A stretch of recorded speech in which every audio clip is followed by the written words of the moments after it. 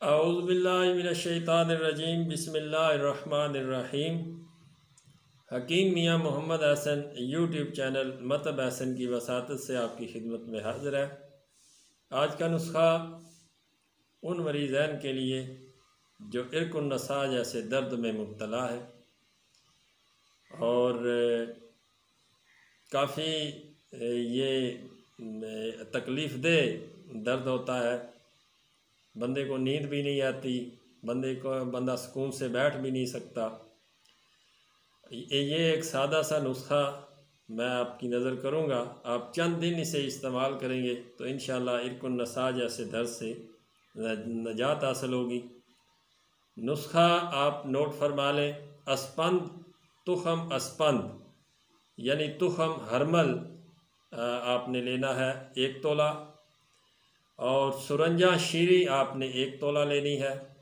सुरंजा शीरी 1 तोला, तुखम हरमल 1 तोला और 7 मुसब्बर अगर आपको पंसार से मिल जाए तो 1 तोला लेना है।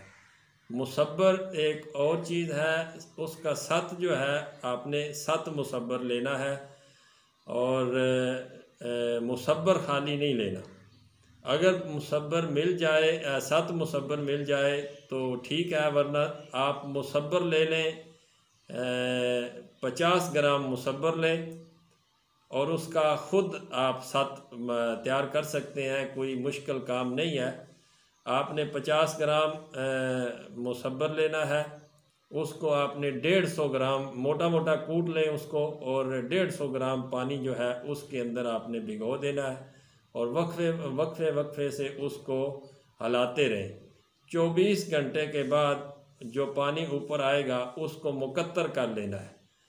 पानी को किसी भी कलीदार बर्तन में, किसी भी कलीशुदा बर्तन में डाल के हल्की आंच पे आपने उसको खुश्क करना है। आग पे रख के उसको खुश्क करना है। जब वो खुश्क हो जाएगा तो यही आपका 7 मुसब्बर है। तो ये 7 मुसब्बर आपने 1 तोला लेना है। तुखम हरमल और सुरंजा शीरी 1-1 तोला लेना है और इन सब का सफ़ूफ़ करके चने बराबर आपने गोलियां बनानी है। और एक गोली सुबह दोपहर शाम खाना खाने के बाद पानी के साथ आपने मरीज़ को इस्तेमाल करवानी है। इससे पखाने आएंगे, अगर ज़्यादा पखाने आएँ तो ख़ुराक को कम कर सकते हैं, लेकिन 3 टाइम ज़्यादा दर्द हो तो 3 टाइम आप जो है वो इसको इस्तेमाल करें। तो जिस तरह दर्द कम होता जाएगा आप ख़ुराक का वक्फ़ा जो है वो बढ़ा सकते हैं।